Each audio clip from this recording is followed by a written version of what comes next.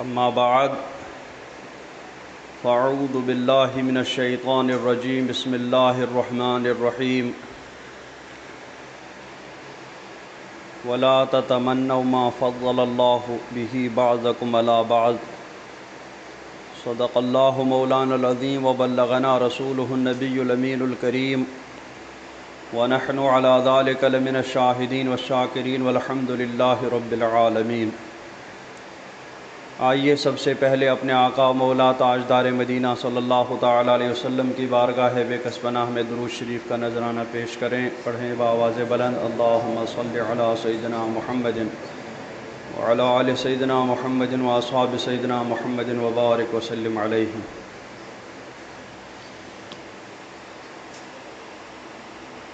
حضرات گرامی،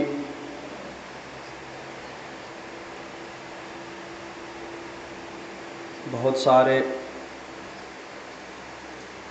بڑے گناہوں میں سے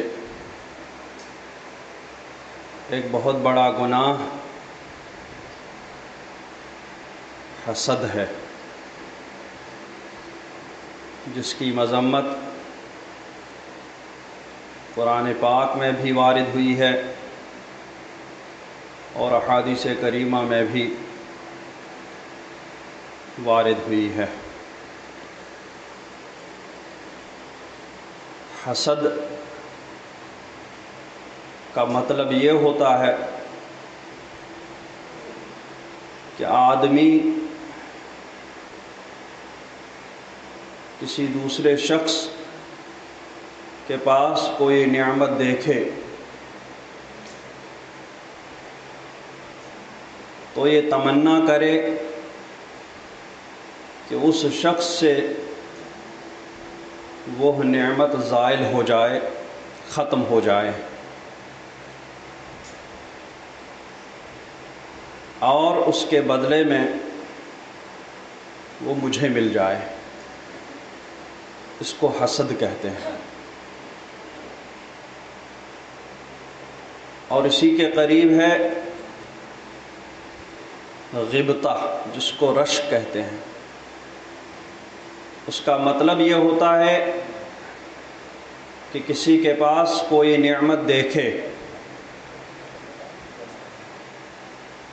تو یہ تمنا کرے کہ اللہ تعالیٰ مجھے بھی ویسی ہی نعمت عطا فرمائے، اس شخص سے اس نعمت کے ختم ہونے کے آرزو نہ کرے۔ تو دونوں میں فرق یہ ہوا کہ حسد میں جو نعمت دوسرے کے پاس دیکھ رہا ہے آرزو کرتا ہے کہ اس سے وہ نعمت ختم ہو کر مجھے مل جائے، یہ مذموم ہے، برا ہے، گناہ کبیرہ ہے، کیونکہ اس میں اپنے مسلمان بھائی کے لیے خیر خواہی نہیں ہے، اور دین خیر خواہی کا نام ہے۔ اور رشک میں یہ ہے کہ دوسرے کے پاس سو نعمت دیکھ کر آرزو کرتا ہے کہ مجھے بھی ویسی ہی نعمت مل جائے، وہی نعمت نہیں جو دوسرے کے پاس ہے، وہ ختم ہو کر مجھے نہیں، بلکہ ویسی ہی نعمت مجھے بھی مل جائے، اس کے پاس بھی باقی رہے اور ویسی ہی مجھے بھی مل جائے۔ تو یہ غبطہ ہے، رشک ہے۔ سرکار دو عالم صلی اللہ تعالی علیہ وسلم نے ارشاد فرمایا کہ نعمتوں کے بھی دشمن ہوتے ہیں۔ اللہ تعالیٰ جو نعمتیں عطا فرماتا ہے ان نعمتوں کے بھی دشمن ہوتے ہیں۔ صحابہ کرام نے عرض کی کہ کیا نعمتوں کے بھی دشمن ہو سکتے ہیں؟ تو سرکار نے فرمایا بالکل نعمتوں کے دشمن ہوتے ہیں، اور وہ حاسدین ہیں جو اللہ تبارک و تعالیٰ کی کسی کو دی ہوئی نعمتوں کے ختم ہونے کی دعا کرتے رہتے ہیں، آرزو کرتے رہتے ہیں۔ اور یہ ایسی بری چیز ہے کہ حدیث پاک میں ہے الحسد یفسد الایمان کما یفسد الصبر العسل۔ حسد ایمان کو ایسا بگاڑتا ہے جس طریقے سے ایلوا شہد کو بگاڑ دیتا ہے۔ ایلوا ایک کڑوے درخت کا رس ہے جو شہد کو خراب کر دیتا ہے، حسد ایمان کو ایسے ہی خراب کرتا ہے، بگاڑ دیتا ہے، جس طریقے سے ایلوا شہد کو بگاڑ دیتا ہے۔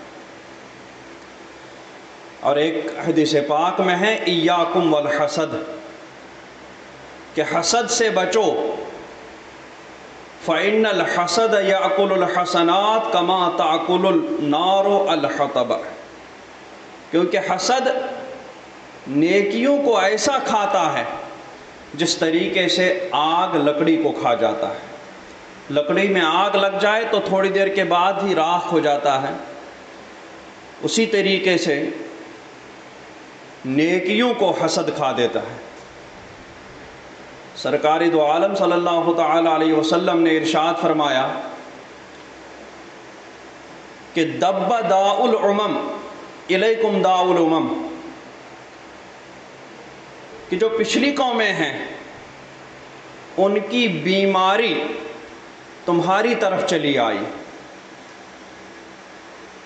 کون سی بیماری؟ الحسد والبغضاء، ایک حسد کی بیماری اور دوسرا بغض، نفرت کی بیماری، ایک دوسرے سے حسد کرنا اور ایک دوسرے سے نفرت کرنا۔ پھر سرکار نے فرمایا کہ یہ حسد اور جو نفرت بغضاء کی بیماری ہے، انہا حالقۃ، یہ مونڈانے والی ہے، موڑ دیتی ہے۔ یہ لا اقول، میں یہ نہیں کہتا کہ انہا حالقۃ للشعر، کہ یہ بالوں کو موڑا دیتی ہے، بلکہ انہا حالقۃ للدین، یہ دین کو منڈا دیتی ہے، دین کو صاف کر دیتی ہے۔ جس طریقے سے سر کے بال مونڈے جاتے ہیں، صاف ہو جاتا ہے سر، اسی طریقے سے آدمی کے اندر یہ حسد اور بغضاء کا استرا، یہ اس کے اندر سے دین و ایمان کو صاف کر دیتا ہے۔ ایسے ہی ایک اور روایت میں ہے کہ لا یجتمع فی عبد الحسد والایمان، کہ کسی بندے کے اندر، کسی بندے کے پیٹ میں، کسی بندے کے سینے میں حسد اور ایمان کبھی جمع نہیں ہوتا۔ اگر حسد ہے تو ایمان رخصت ہو جاتا ہے، اور ایمان ہے تو پھر حسد بالکل نہیں آئے گا۔ یہ دونوں چیزیں ایک شخص میں جمع نہیں ہوں گی۔ اور یہ حسد ایسی بیماری ہے، ایسا بڑا گناہ ہے، جس سے یوں کہو کہ اس انسانی دنیا کی شروعات ہی ہوئی۔ جب حضرت آدم علیہ السلام پیدا ہوئے تو سب سے پہلے، اور اللہ تبارک و تعالی نے جو ان کو اعزاز اور اکرام بخشا، اس کو حضرت آدم علیہ السلام کو جو نعمتیں عطا فرمائی، ابلیس سے وہ نعمتیں دیکھی نہیں گئی، وہ اعزاز اور اکرام نہیں دیکھا گیا۔ اس کے دل میں، اس کے سینے میں حضرت آدم علیہ السلام کے خلاف حسد پیدا ہوا، اور پھر حسد جب اس کے اندر آ گیا تب تو ایمان کا رخصت ہو جانا یقینی تھا۔ اس لیے بزرگوں نے فرمایا کہ شروع میں یہ گناہ ہوتا ہے، لیکن آگے چل کر کے یہ کفر ہو جاتا ہے۔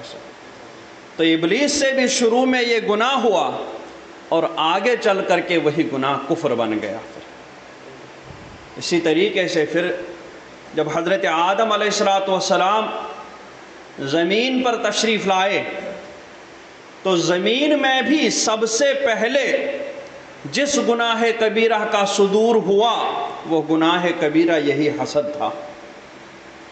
یہ حسد حضرت آدم علیہ السلام کے ہاں جڑواں پیدا ہوا کرتے تھے، ایک لڑکا اور ایک لڑکی، پھر اس کے بعد دوسرے بطن میں ایک لڑکا ایک لڑکی، پھر تیسرے بطن میں ایک لڑکا ایک لڑکی، اور ایک بطن کے لڑکے کو دوسرے بطن کی لڑکی کے ساتھ شادی کرنا جائز ہوتا تھا۔ اسی طریقے سے دوسرے بطن کو تیسرے بطن سے، یا دوسرے بطن کو پہلے بطن سے، مطلب جس طریقے سے یہاں دور چچیرے ممیرے کھلیرے ایسے ہی دوسرے مسلمان بھائی کے بچوں سے شادی جائز ہوتی ہے، وہاں سب تو تھے حضرت آدم علیہ السلام کے اولاد، لیکن بطن کا فرق رہتا تھا کہ بطن ایک بطن کے لڑکی کو دوسرے بطن کے لڑکے کے ساتھ، ایک بطن کی لڑکی کو دوسرے بطن کے لڑکے کے ساتھ شادی ہوتی تھی۔ تو انہی میں سے ایک پہلا بطن جو تھا وہ قابیل کا بطن تھا، ان کے ساتھ ایک جڑواں بہن پیدا ہوئی۔ پھر اس کے بعد حابیل کا بطن تھا، ان کے ساتھ بھی ایک جڑواں لڑکی پیدا ہوئی۔ تو اب حکم ہوا کہ حضرت حابیل کی شادی وہ قابیل کی بہن کے ساتھ، اس کے ساتھ پیدا ہوئی لڑکی کے ساتھ ہو جائے، اور قابیل کی شادی وہ حابیل کی بہن کے ساتھ ہو جائے۔ لیکن قابیل کے ساتھ جو لڑکی پیدا ہوئی تھی، علماء فرماتے ہیں کہ وہ خوبصورت تھی، حسین و جمیل تھی، اور حابیل کے ساتھ جو لڑکی پیدا ہوئی تھی وہ اتنی خوبصورت اور حسین و جمیل نہیں تھی۔ تو قابیل کو یہ بات پسند نہیں آئی کہ اس کی حسین و جمیل بہن کے ساتھ حابیل کی شادی ہو جائے، اور اس کی شادی حابیل کی بہن کے ساتھ جو بہت زیادہ حسین و جمیل نہیں ہے اس کے ساتھ ہو جائے۔ تو دونوں میں جھگڑا بڑھا۔ جب معاملہ لمبا ہوا تو حضرت آدم علیہ السلام نے ارشاد فرمایا کہ تم دونوں قربانی پیش کر لو، جس کی قربانی اللہ تبارک و تعالی قبول فرمائے اسی کی شادی اس قابیل کی بہن کے ساتھ، حسین و جمیل لڑکی کے ساتھ ہو جائے گی۔ تو فرماتے ہیں کہ قابیل یہ زراعت کا کام کرتا تھا، کاشتکاری کرتا تھا، اور حابیل یہ بھیڑ بکریاں چراتا تھا۔ جب دونوں کی قربانی پیش کرنے کا وقت آیا تو قابیل نے اپنے سب سے زیادہ خراب غلے کو قربانی کے لیے پیش کر دیا، جو اس کے پاس بالکل سڑا ہوا تھا، خراب ہو چکا تھا، اسی کو اس نے قربانی کے لیے پیش کر دیا۔ اور حضرت حابیل نے اپنے جانوروں میں سے جو جانور بہت اچھا اور بہت فربا، جو سب سے زیادہ اچھا تھا، خوبصورت تھا، اسی جانور کو حضرت حابیل نے قربانی کے لیے پیش کیا۔ تو ایک طرف قابیل کا سڑا ہوا گیہوں وغیرہ تھا، دوسری طرف حضرت حابیل کی بہت اچھی بھیڑ بکری جو بھی جانور اس نے پیش کیا تھا وہ تھا۔ اللہ تبارک و تعالی نے حضرت حابیل کی قربانی کو قبول فرما لیا، اور جو ہی قبول فرما لیا بس اس کے ساتھ ہی قابیل کا حسد شروع ہوا۔ قابیل نے حضرت حابیل سے کہا کہ میں تمہیں قتل کر دوں گا، تمہاری قربانی کیسے قبول ہوئی، میری قربانی کیوں نہیں قبول ہوئی، اور تمہاری میری بہن کے ساتھ کیسے شادی ہو سکتی ہے، میں نہیں ہونے دوں گا۔ یہ حسد کی آگ لگتے ہی قابیل نے پھر حضرت حابیل کو قتل کر ڈالا، اور پھر یہ حسد جو گناہ کبیرہ کی صورت میں اس کے اندر آ گیا تھا، آگے چل کر کے علماء کہتے ہیں اس کو ابلیس ملا، اور ابلیس نے حضرت قابیل سے کہا کہ تمہیں پتہ ہے کہ حابیل کی قربانی کیوں قبول ہوئی؟ آگ نے آ کر کے حابیل ہی کی قربانی کو کیوں کھا لیا؟ کیونکہ پرانے زمانے میں یہی ہوتا تھا کہ جو مال غنیمت ہوتا تھا اسی طریقے سے قربانی ہوتی تھی، تو اس کی قبولیت یہ ہوتی تھی کہ آگ آ جاتی تھی اور اس چیز کو جس کو قبول کرنا ہوتا تھا اس کو کھا جاتی تھی، اپنے ساتھ لے جاتی تھی۔ تو ابلیس نے قابیل سے کہا تمہیں پتہ ہے کہ حابیل کی قربانی کیوں قبول ہوئی، آگ نے اسی کو آ کر کیوں کھا لیا؟ قابیل نے کہا نہیں پتہ۔ ابلیس نے کہا اس لیے کہ وہ آگ کو پوجتا تھا، اس لیے اس کی قربانی قبول ہوئی اور آگ نے اسی کو کھا لیا۔ تو یہ کہتے ہی ابلیس نے اس کے دل میں یہ بات ڈال دی، اور قابیل اس کے بعد آگ کی پرستش کرنے لگا۔ تو وہی گناہ جو حسد تھا وہی آگے جا کر کے کفر کی شکل میں قابیل کے اندر گھس گیا، اور پھر اس نے حابیل کو بھی قتل کر ڈالا، لیکن پھر وہ نہ دین کا رہا نہ دنیا کا رہا۔ یہ دنیا بھی اس حسد کی وجہ سے اس کی تباہ ہو گئی، اپنی بہن کے ساتھ اس کی شادی بھی نہیں ہوئی، اور پھر آخرت تو تباہی ہونی تھی، آخرت میں تو عذاب علیم تھا ہی۔ پھر قابیل ہی سے بت پرستی شروع ہوئی، قابیل ہی سے گناہ کبیرہ صادر ہوئے۔ سرکار دو عالم صلی اللہ تعالی علیہ وسلم نے ارشاد فرمایا کہ قیامت تک جو بھی قتل ہوگا اس میں سے قابیل کو حصہ ملے گا، اس لیے کہ قابیل ہی نے سب سے پہلے حسد کی وجہ سے قتل کی شروعات کر دی۔ تو قیامت تک صادر ہونے والا قتل، اس کا گناہ میں سے حصہ قابیل کے سر پر بھی آ جائے گا۔ یہ ایسی بیماری ہے۔ قرآن پاک نے اسی لیے ارشاد فرمایا وَلَا تَتَمَنَّوْا مَا فَضَّلَ اللَّهُ بِهِ بَعْضَكُمْ عَلَىٰ بَعْضٍ، کہ اس کی آرزو مت کرو۔ میں نے بتایا پہلے کہ حسد میں بعین ہی اسی نعمت کی آرزو کرتا ہے کہ اس سے ختم ہو کر مجھے ملے، اور غبطہ اور رشک میں کیا ہے کہ اس جیسی نعمت مجھے ملے، مثل نعمت کا آرزو کرنا۔ تو قرآن پاک نے فرمایا وَلَا تَتَمَنَّوْا مَا فَضَّلَ اللَّهُ بِهِ بَعْضَكُمْ عَلَىٰ بَعْضٍ، کہ اس کی آرزو اور تمنا نہ کرو جو اللہ تبارک و تعالیٰ نے تم میں سے بعض کو بعض پر بڑائی دی، بعض کو بعض پر فضیلت دی، بعض کو بعضوں کے مقابلے میں نعمت عطا فرمائی، تو ان نعمتوں کی آرزو مت کرو کہ ان سے ختم ہو کر کے تمہیں مل جائے، بلکہ کیا کرو، آگے چل کر کے فرماتا ہے وَاسْأَلُوا اللَّهَ مِنْ فَضْلِهِ، کہ اللہ تبارک و تعالیٰ سے اس کا فضل مانگو۔ اللہ تبارک و تعالیٰ سے تم نعمت مانگو اپنے لیے، لیکن جو نعمت اس نے تقسیم فرما دی اس نعمت کے خاتمے کی آرزو نہ کرو، کیونکہ یہ تم صرف اس نعمت کے خاتمے کی آرزو نہیں کر رہے ہو، بلکہ اللہ تبارک و تعالیٰ کی تقسیم پر، جو اس نے بندوں پر نعمتیں تقسیم فرماتا ہے، اس نعمت پر سوالیہ نشان کھڑا کر رہے ہو، اس نعمت پر تم اعتراض کر رہے ہو کہ اس کو نہیں ملنی چاہیے تھی، مجھے ملنی چاہیے تھی۔ اس لیے حسد بہت بری لعنت ہے، اور یہ پچھلی امتوں سے سرکار نے فرمایا کہ اس امت میں آیا ہے۔ یہودی حسد کے معاملے میں بہت ہی مشہور و معروف تھے۔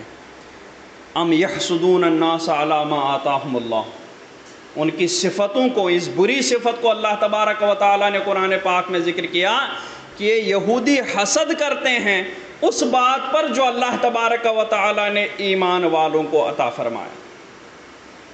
سرکار دو عالم صلی اللہ علیہ وسلم کو رسالت و نبوت سے اور بے شمار فضیلتوں سے نوازا، اور پھر ان کے صدقے میں صحابہ کرام کو بے شمار فضیلتوں سے نوازا۔ تو یہودی یہ تمنا کرتے تھے کہ اللہ تبارک و تعالیٰ ان لوگوں سے ان نعمتوں کو ختم کر دے، حسد کرتے تھے۔ اس طریقے سے وہ تمنا کرتے تھے، ودو، تمنا کرتے تھے، آرزو کرتے تھے کہ ان ایمان والوں کو کفر کی طرف پھر سے لوٹا دیں، حسدم من عند انفسہم، اپنے پاس سے حسد کی وجہ سے۔ تو یہودی حسد کرتے تھے کہ مسلمانوں کے پاس یہ جو نعمت ہے، نعمت ایمان، اور یہ جو نعمت علم، پھر نعمت مال، یہ جو نعمتیں ہیں یہ ان کے پاس سے ختم ہو جائیں، نہ ان کے پاس ایمان بچے، نہ ان کے پاس علم بچے، نہ ان کے پاس دولت بچے، کسی قسم کی نعمت ان کے پاس نہ بچے، تو یہ حسد کرتے تھے اپنے پاس سے۔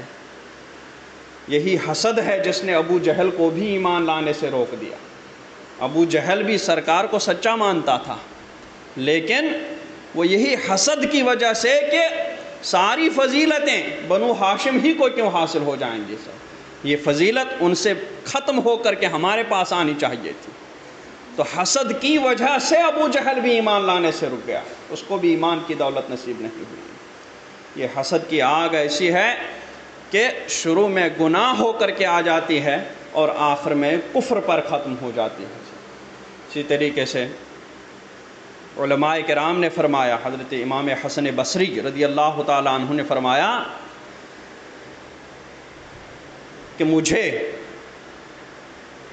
حاسد سے زیادہ، یعنی حاسد ظالم ہے، لیکن ایسا ظالم ہے کہ وہ مظلوم کے مشابہ ہے۔ حاسد ایسا ظالم ہے کیونکہ وہ حسد کر کے ظلم کر دیتا ہے، لیکن وہ ایسا ظلم کرنے والا، ایسا ظالم ہے کہ وہ مظلوم کے مشابہ ہے زیادہ۔ وہ کس طریقے سے؟ اس لیے کہ حسد جب آدمی کرنے لگتا ہے تو ایک تو سب سے بڑی چیز تو ایمان رخصت ہو ہی جاتی ہے، اور حاسد، حسد کرنے والا، اس شخص سے اللہ تبارک و تعالیٰ نے جو نعمت عطا فرمائی واپس تو نہیں لیتا، لیکن یہ حاسد حسد کی آگ میں جلتا رہتا ہے۔ حاسد حسد کی آگ میں جلتا رہتا ہے، اور حسد میں کہ جب بھی اس پر نظر پڑ جاتی ہے، اس کی نعمتوں پر نظر پڑ جاتی ہے، تو اس کی حسد کی آگ اور بھڑک جاتی ہے، تو اس کو سکون نصیب نہیں ہوتا ہے، اور اس طریقے سے اس کو بے چینی ہوتی ہے۔ رات میں بستر پر لیٹ جائے تو وہی چیزیں یاد آ کر کے اس کی نیند کو بھی غارت کر دیتی ہیں، اس کو زندگی میں کسی طریقے کا کوئی سکون نصیب نہیں ہوتا ہے۔ اس لیے فرمایا گیا کہ حسد سے بڑا انصاف کرنے والا کوئی نہیں ہے، کہ یہ حاسد کو مار کے ہی دم لیتا ہے۔ حاسد کو گناہ، خود یہ گناہ اس کو سزا دے دیتا ہے، کیونکہ حسد کرتا ہے تو یہ حسد اس سے ایمان بھی چھین لیتا ہے، سکون بھی چھین لیتا ہے، سب کچھ چھین لیتا ہے، بے چین مضطرب کر دیتا ہے، اور آخر میں ایمان سے بھی ہاتھ دھو بیٹھتا ہے، اور پھر دوسری نعمت بھی اس کو حاصل نہیں ہوتی ہے، کیونکہ وہ اللہ تبارک و تعالیٰ کی تقسیم پر اعتراض کرتا ہے۔ اللہ تبارک و تعالیٰ ہمیں اس حسد کی آگ سے بچائے، حسد کے گناہ سے ہماری حفاظت فرمائے، اور اگر جانے انجانے میں کبھی ہوا ہو، اللہ تبارک و تعالیٰ اس کی مغفرت فرمائے، اس کو بخش دے، اور آئندہ ہمیں اس سے بچنے کی توفیق رفیق عطا فرمائے۔ ہمیں سرکار کا سچا پکا امتی اللہ تبارک و تعالیٰ بنائے، سرکار کی سنتوں پر عمل پیرا فرمائے۔ وصلی اللہ تعالیٰ علی خیر خلقہ محمد وعلی آلہ وصحبہ اجمعین۔